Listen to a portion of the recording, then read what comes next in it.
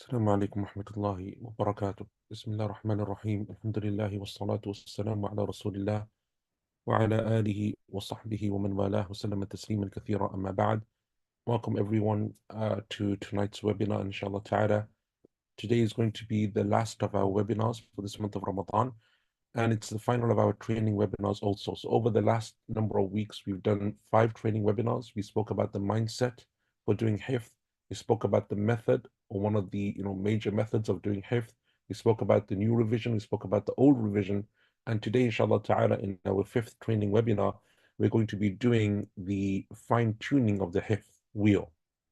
We'll speak about, inshallah, what that means in a few more minutes.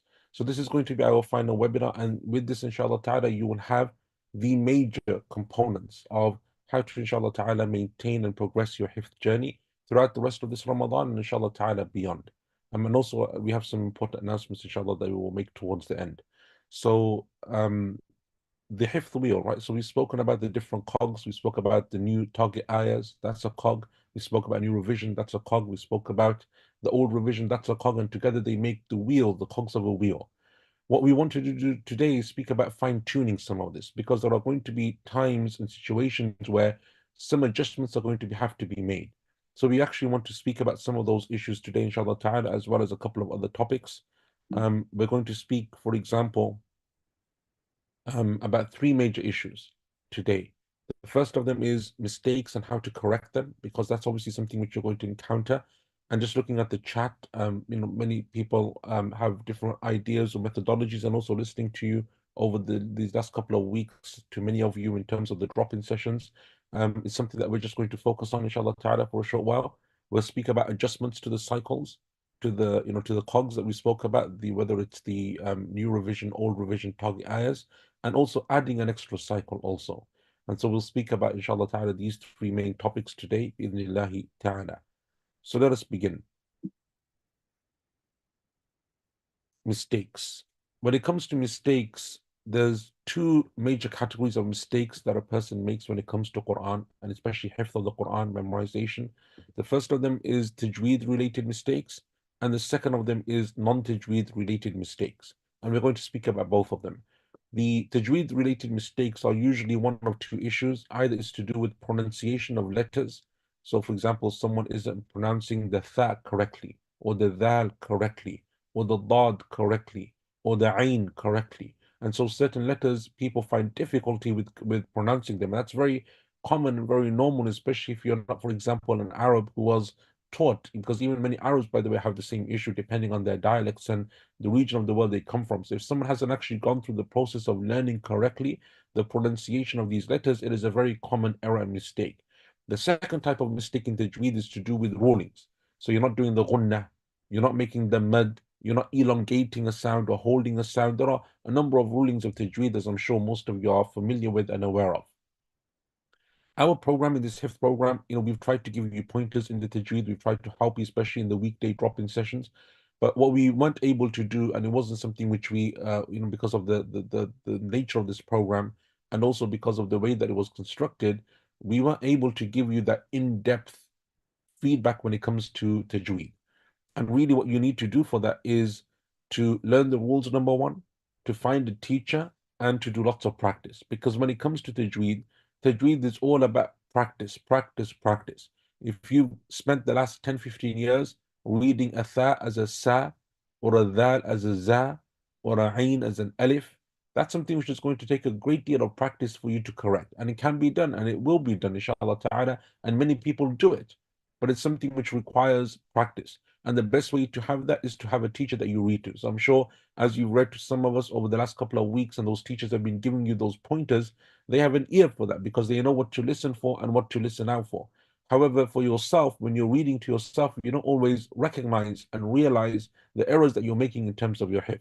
So I would advise you to either find a teacher, or to attend a tajweed course, or to, if you can't do anything else, just to listen to a lot of Quran, because even that will help you, but to listen in an attentive way. As you're opening the mushaf and you listen to a reciter reading, and you see that he's always making a mad here, so you make a mad.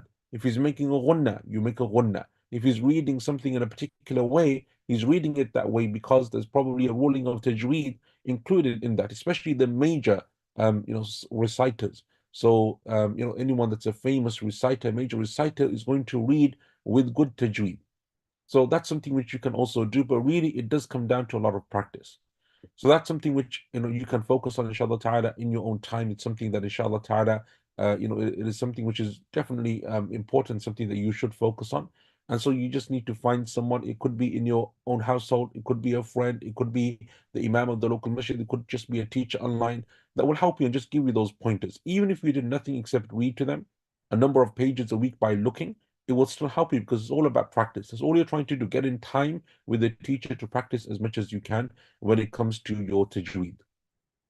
The other type of mistake then, and the one that we are going to focus on, is the non-tajweed kind of mistakes. These are the mistakes in your actual memorization. So as you're memorizing the Quran, you've now realized that there's a mistake, either because you read it incorrectly, or you just remembered it incorrectly, or because, for example, you missed out something. There's different types of mistakes. All of those mistakes that you make when it comes to memorization, there is a process of how to take them out. So that's what we want to tell you. The first thing that you have to do is you have to highlight and keep a note of them. And I don't mean literally highlight the Quran. I mean in your mind, or in a way, you have to have a system for recognizing those mistakes.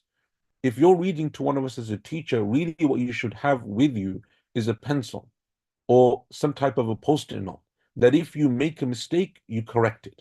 Now, when it comes to writing on the Quran, just as an important issue, the general ruling is that you don't write on the book of Allah subhanahu wa ta'ala, you don't write on the Quran, unless it's for something like this, in which case you can make a small marking with pencil that you would then be able to rub out afterwards, or just use a post-it note if that's what you want to do.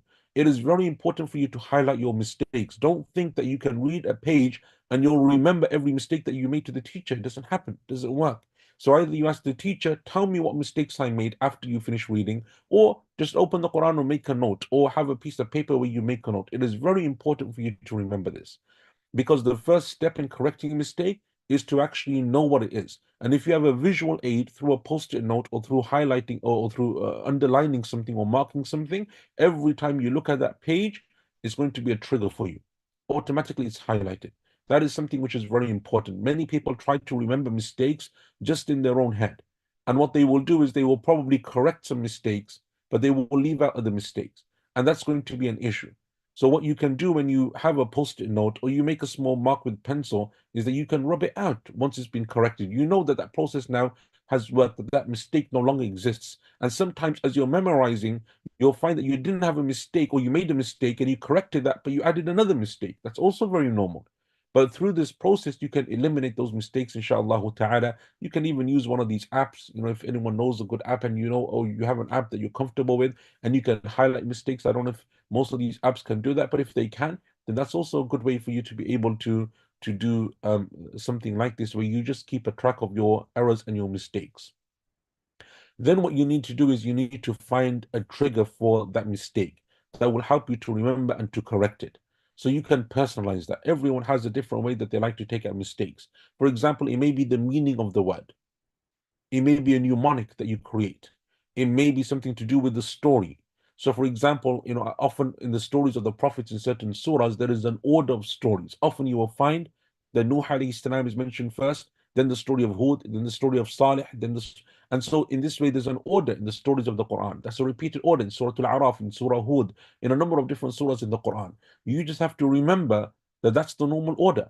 So you have a system for yourself that you create, and you basically look at what works for you. So there's not one thing that works for everyone, unfortunately.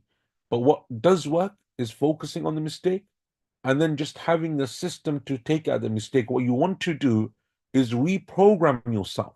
So if you've done 60 repetitions, and after the 60 repetitions, 80 repetitions, 100 repetitions, you memorize something and there's a mistake that is incorrect, it means that what you did in that process of the repetitions is you read something incorrectly and you remembered something incorrectly in there.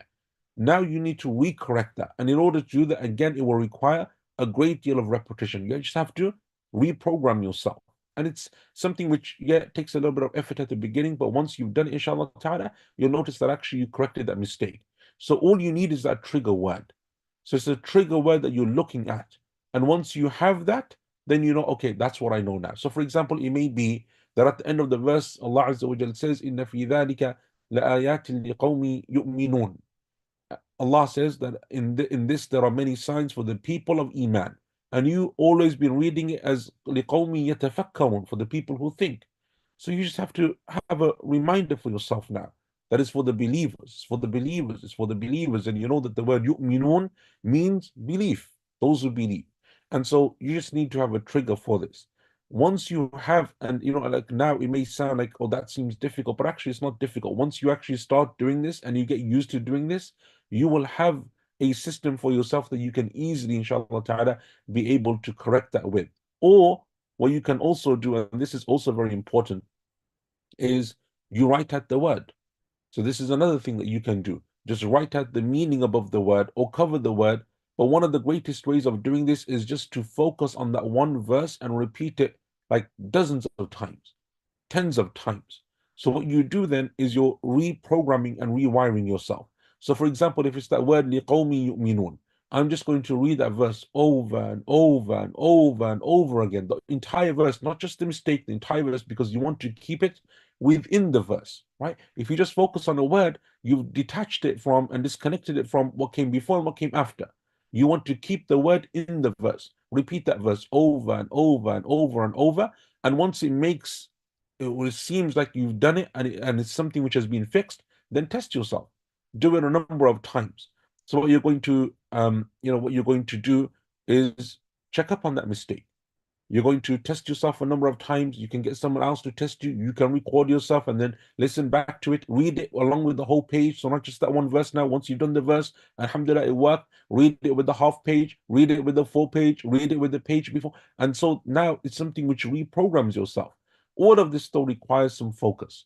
The biggest reason why people find it difficult to take out mistakes is because they're reading on autopilot.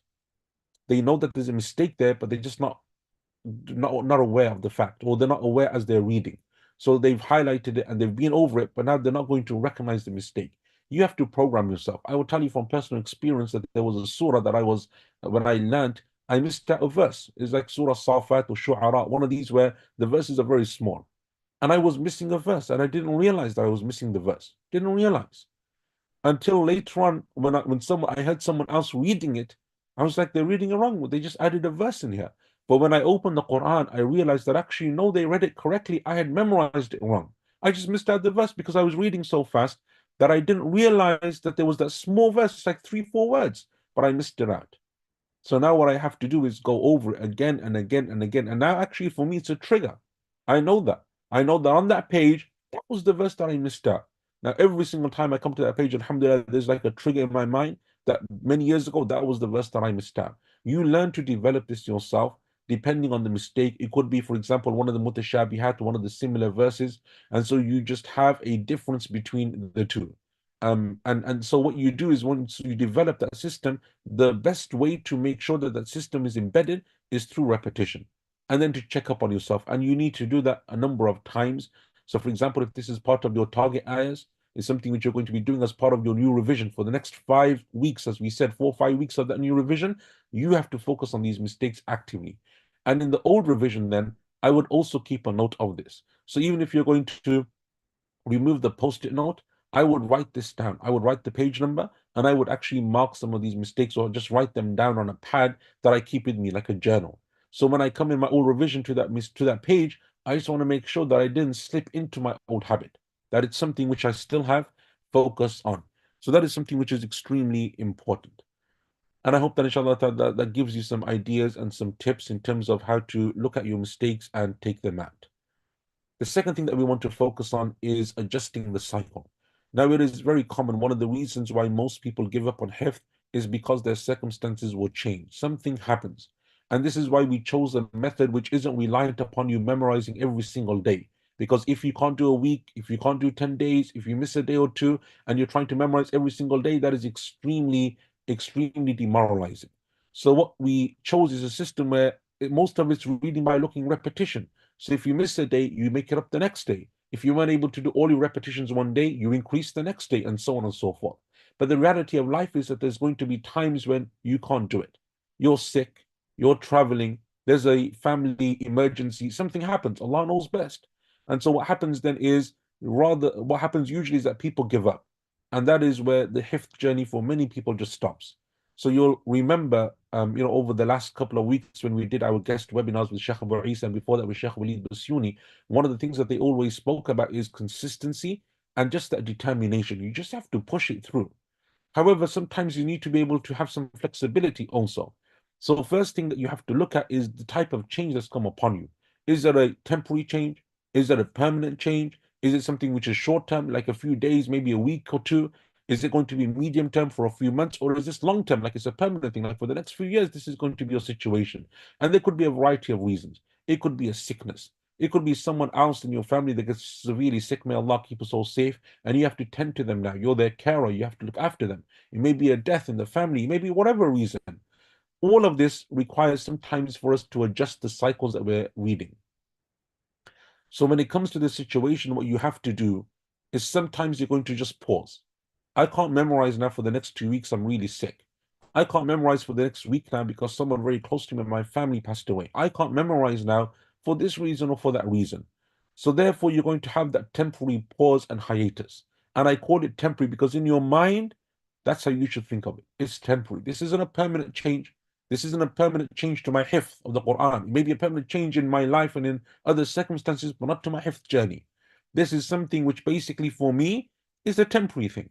So I'm going to pause for a while and I'm going to manage my situation during that period of time, that 10 days, that week, that two, whatever it may be.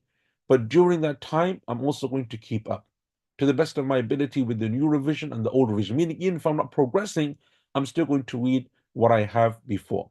My personal advice is to the best of your ability, you shouldn't pause. Because the Quran is barakah. See, this is one of the things that we also, unfortunately, in our time now have to readjust the way that we think. Everything in the Quran is barakah. The Quran, Allah calls it rahmah, mercy.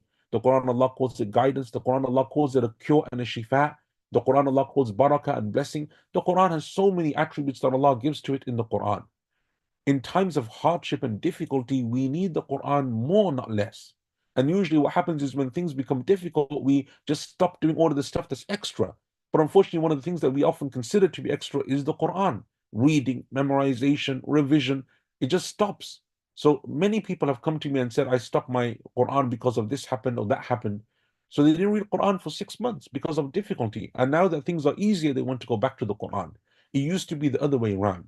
When things used to be difficult, the Muslims used to read Quran more because they know within it is barakah. Allah is going to give you blessings. Allah is going to have mercy upon you. Allah is going to reward you.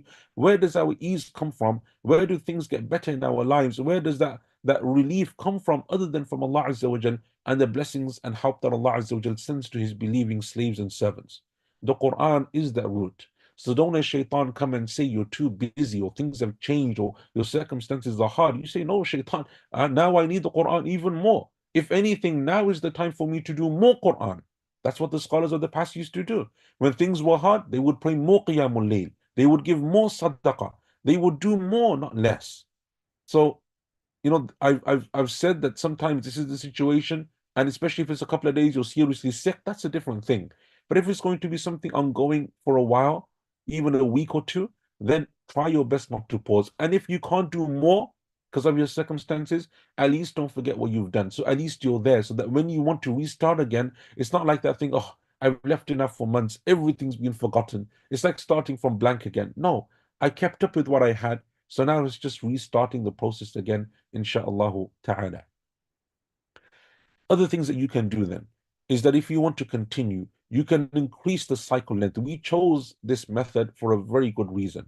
You don't understand how much time and effort we put into this, and it's very difficult for me to tell you this because it seems like it's just something that we plucked out the air. There are so many different systems of memorizing the Quran. This was chosen for a variety of reasons. One of them is this, because we know that the vast majority of people, especially in the West and even in the East, everywhere in the world now, the reality of life is that often, our situation is very, like, our time is very difficult to find anymore because just of the many distractions and responsibilities and the way that the dunya is, we find it difficult sometimes to find time. You can adjust this cycle. If you can't do the 5 days repetitions and sixth, seventh day memorization consolidation, make your cycle 10 days. Do repetitions over 8 days. So you can't, do 100 repetitions, but not over 7 days, 8 days, 9 days, make the 10th day memorization. No one said it has to be a week. We chose the week because it fit in really well with Ramadan. And for most people, it'll fit in well anyway with their usual schedule. But you can make that a 10-day cycle. You can make that a 14-day cycle, repetition, repetition. The point is that you're always continuing. Another thing is reduce your target ayahs. Brothers and sisters, sometimes we run too fast. I know that there is that reason that we want to do that. I know we want to do as much as we can, as quickly as we can, and finish because everyone wants to get to that finishing line.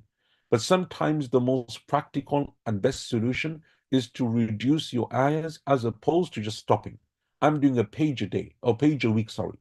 I'm doing a page a week, a page a week, a page, but now I can't do it. I don't have the time for a page a week. So what do? I just completely stop. Why? Do half a page, do 3 lines, do 4 lines. Isn't that better than not doing anything?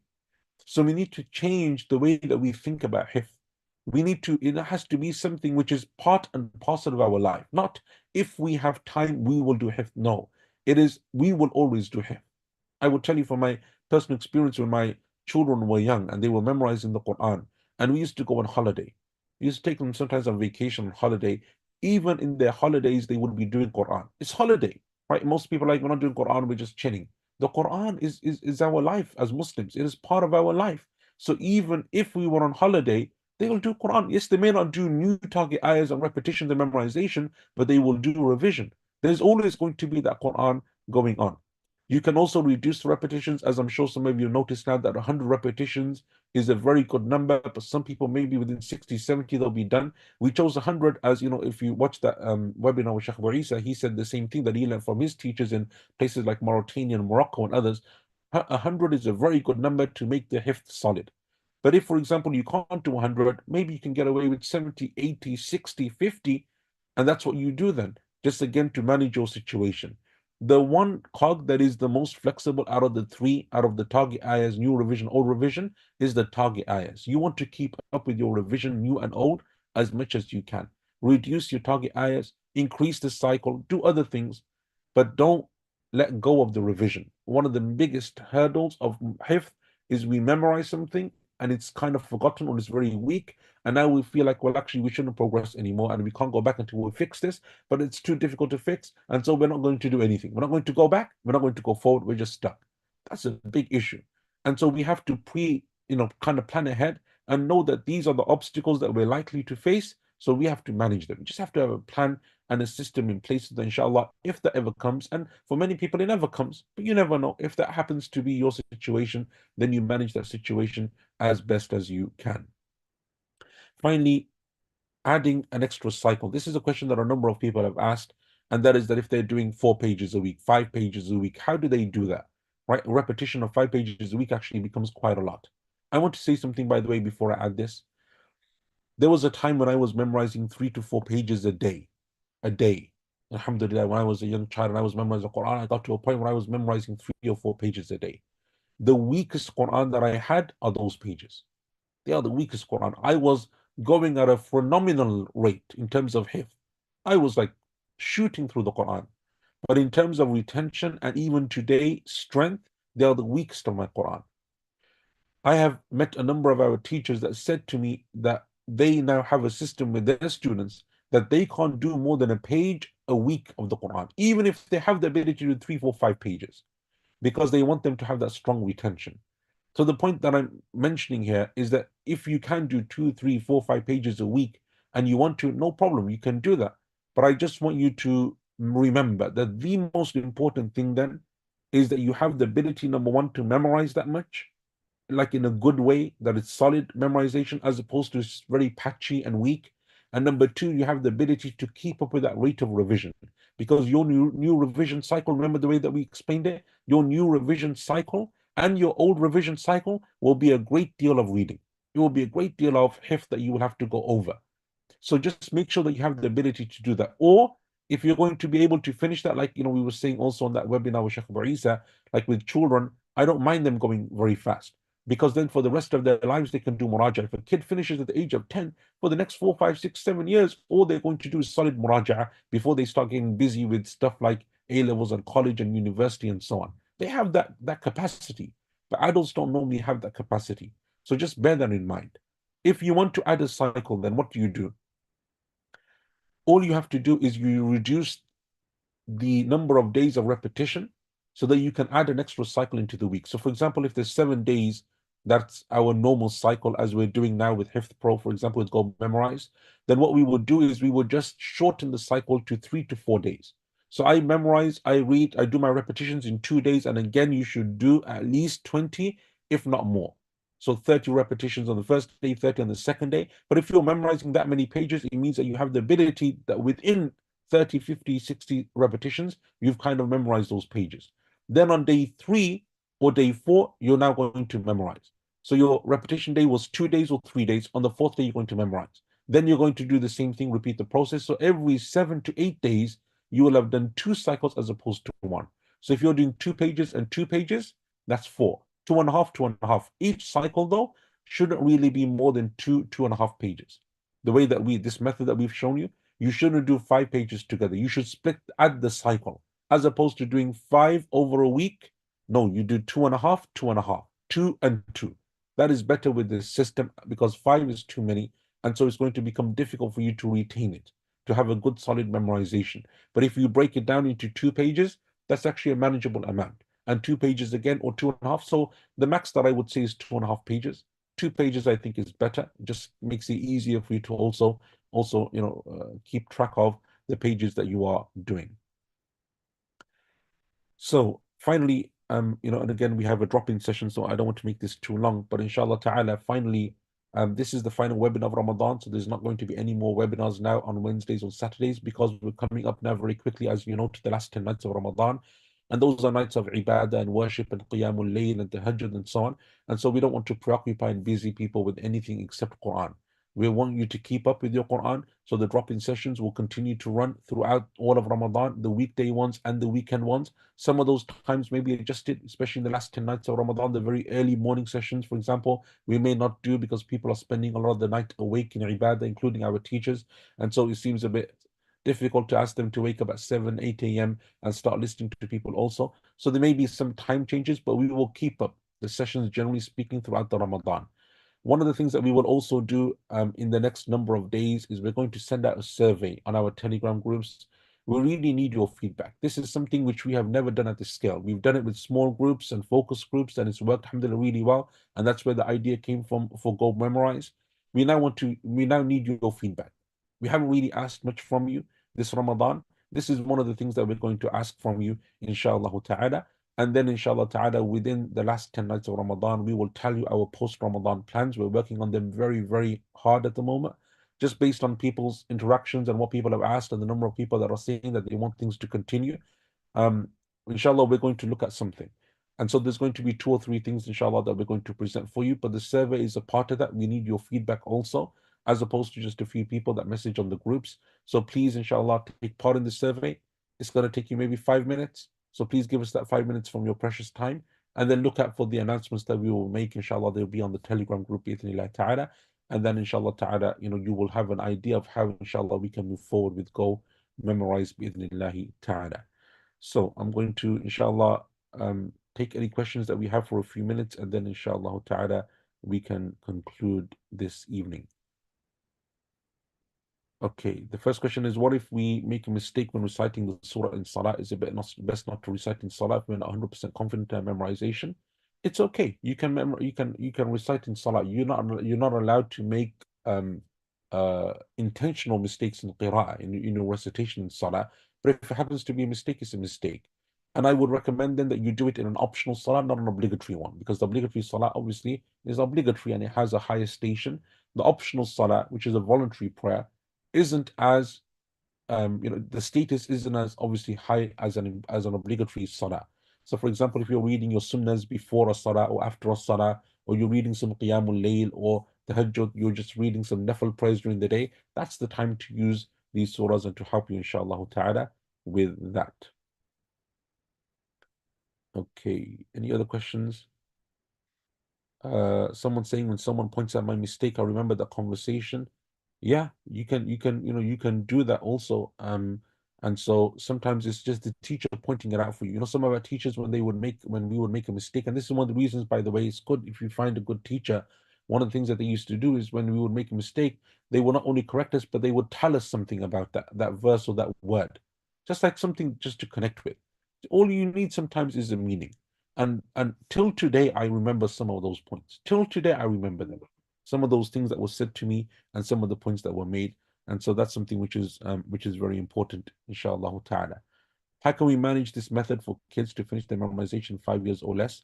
With kids, it is basically you just taking the system and making them abide by it. So this is the same system that that we've used with children also. So you understand the system. Obviously, it's difficult for an 8-year-old, 9-year-old, 10-year-old, 11-year-old to understand all of these different cogs and so on, but you understand them. And then you're basically like their mentor. You're there, even if they have a teacher, you say, this is the system we want to use, ideally. And then you basically make sure that your children are doing their repetitions at home, that they're doing their memorization on that fifth or sixth or seventh day, that they're keeping up with their new revision and old revision cycles. That's all it is. And then once you do this, you will find that actually this method is very good, and easily within 5 years, inshallah ta'ala, they will memorize the Quran. I understand it doesn't matter how long it takes, as long as we keep going and better focus more on revision than target ayahs. Yeah, that's true. So as long as you're progressing, as we've said, that's inshallah ta'ala enough. As long as you're moving forward, as long as you're keeping up with that revision, even if it takes slightly longer, it's okay.